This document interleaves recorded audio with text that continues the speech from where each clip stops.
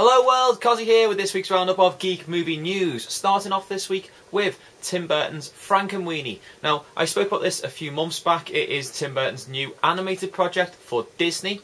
It's set to have an all-star cast of voice actors, and a new person has joined that cast. Now, this might surprise a few people because this new person is X Factor contestant Misha B. That's right, the X Factor contestant Misha B, who's recently been kicked off the show, has been offered this role by Burton, who is a huge fan apparently of the X Factor. She will play a cameo part in the movie, and she will also sing a song on the movie's soundtrack. Massive news for Misha B. I mean, this is really going to kickstart her career, and apparently Simon Cowell's even waived that clause that he has in all the X Factor contestants' contracts where they can't record for anyone else, any other record label, any other producer, unless he sets it up. He's waived that so that Misha B can work on this project for Burton and Walt Disney. Deadline reports this week that Tony Scott is working on a movie that he has co-written with David Guggenheim, and it is called Narco-sub. Now, the movie is going to be about the semi-submersible crafts that South American drug cartels have used to carry cocaine, mainly, into the United States for, well, around 30-40 years before they were actually discovered. It's been described as a combination of Tony Scott's previous films, Crimson Tide and Man on Fire. So both really good movies. If this comes up to that standard, we're looking for a fantastic movie about South American drug cartels. Some more news this week on Warner Bros. Adaptation of popular manga and anime, Akira. Now, I've spoken in previous weeks about some of the casting rumours. This week I'm going to talk a little bit about story, and most importantly, story changes. Now, obviously the biggest change that has been leaked is that the story is being moved from Japan to America, so from Neo Tokyo to Neo Manhattan. But there are also some other things that have been leaked online this week pointing towards changes in the storyline. Now, first off is the fact that Kaneda and Tetsu, the main characters of the piece, who in the original anime and manga are best friends from childhood who are in a motorcycle gang, they are now being changed to being brothers in this movie. Kaneda is also being changed from a gang leader to a bar owner.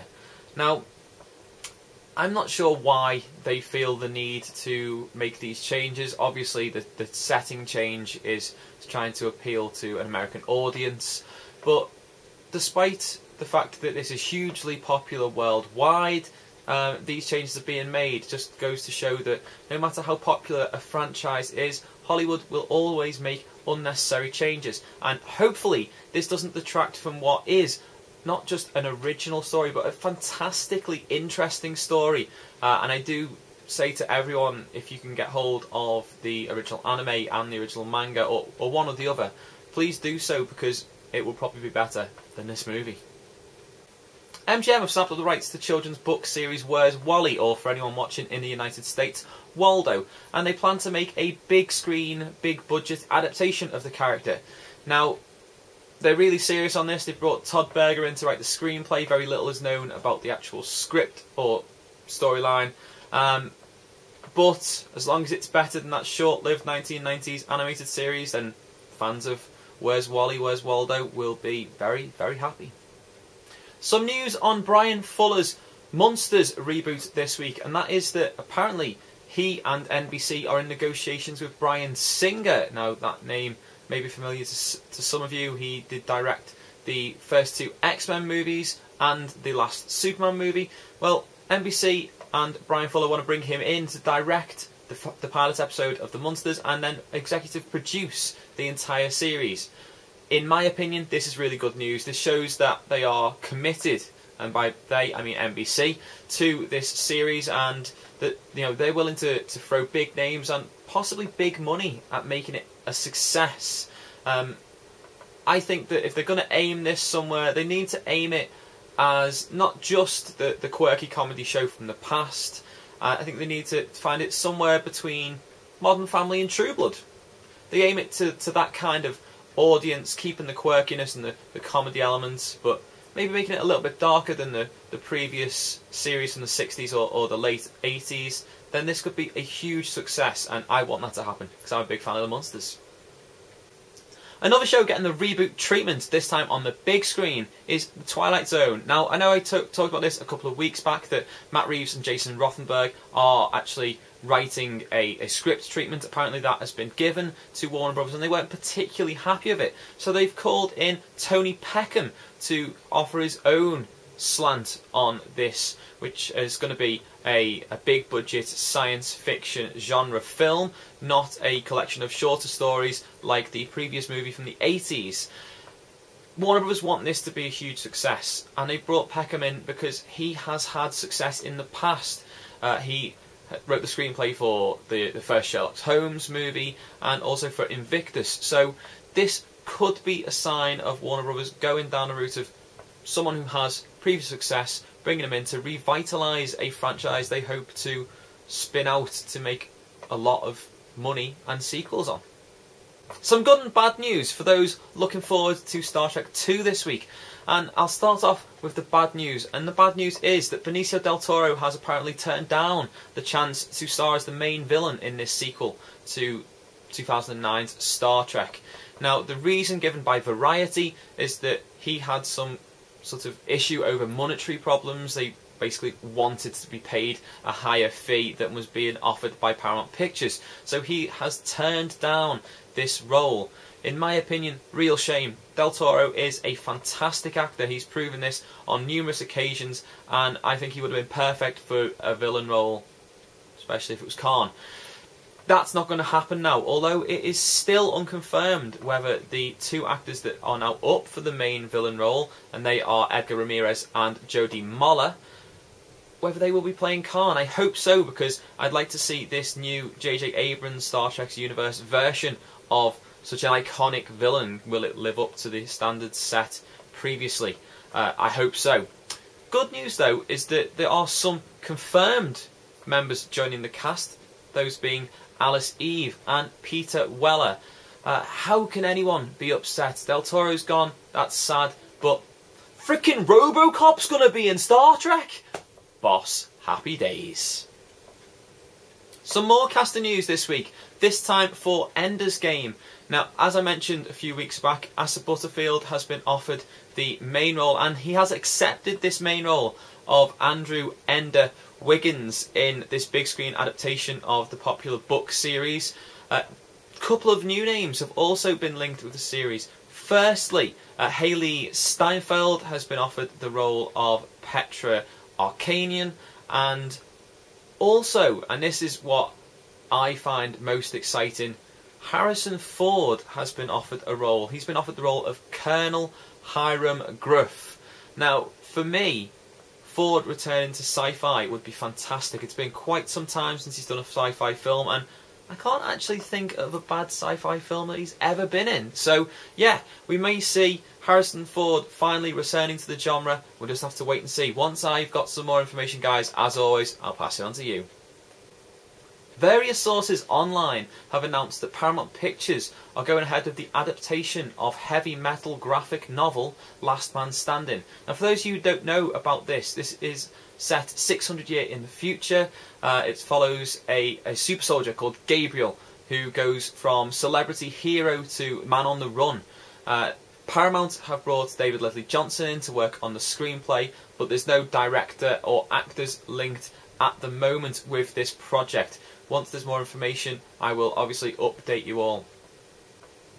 After the shock announcement about the Doctor Who movie was met with basically universal criticism online, including by me on this show a few weeks back, the BBC have been quick to respond. In fact, Stephen Moffat has come out on numerous different websites, including Twitter, to speak about it. And I've got a couple of quotes that are very, very important. I'm just going to read them out for you. First of all, from Moffat on Twitter, he said, to clarify, any Doctor Who movie would be made by the BBC.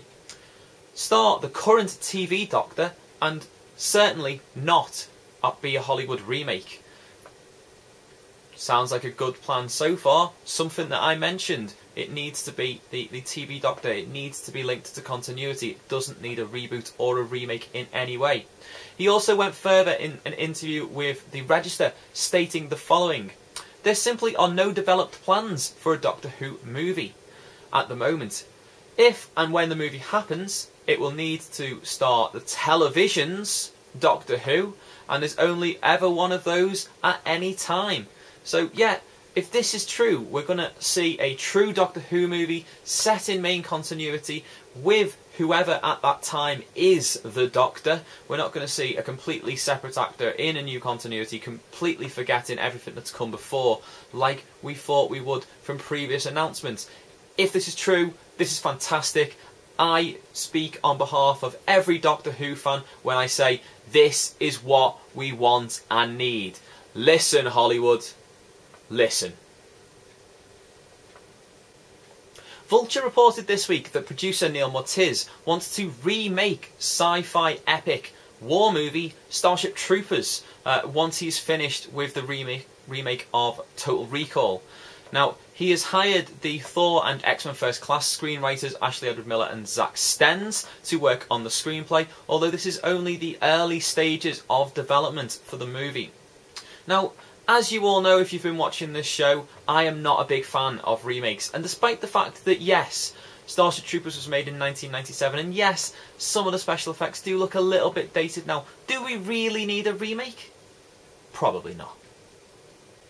Despite earlier indications that Dark of the Moon would be Michael Bay's last Transformers movie, it's been rumoured this week that Paramount Pictures are in negotiations to bring him back for Transformers 4.